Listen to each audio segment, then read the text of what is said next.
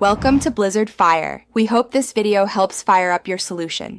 You start by gathering the photo and where you want it to link, a web address or a local file. Once done, make a single folder and copy both the image and the target file there so paths stay simple. Next, open a plain text editor. You will create a tiny HTML page. This keeps everything portable and avoids permission issues. Make sure file names have no spaces or use hyphens. That reduces path errors when you reference the files. In the editor, type a simple page, an anchor tag that wraps an image tag. For example, a href equals target, PDF img src equals photo, JPG alt equals desk width equals 600/a. Use a relative file name if both files share the folder. Use the full URL if linking the web. Save the file as index. HTML.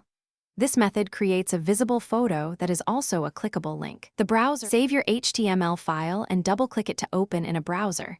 Click the photo to confirm it opens the intended target. If it doesn't work, make sure file names match exactly, check for spaces, and verify you use the correct relative path versus an absolute URL.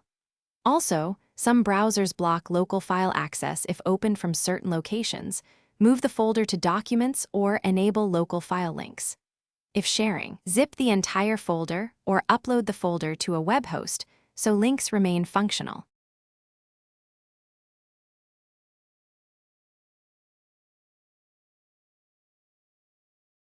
Thanks for watching. If you found this helpful, don't forget to like and subscribe.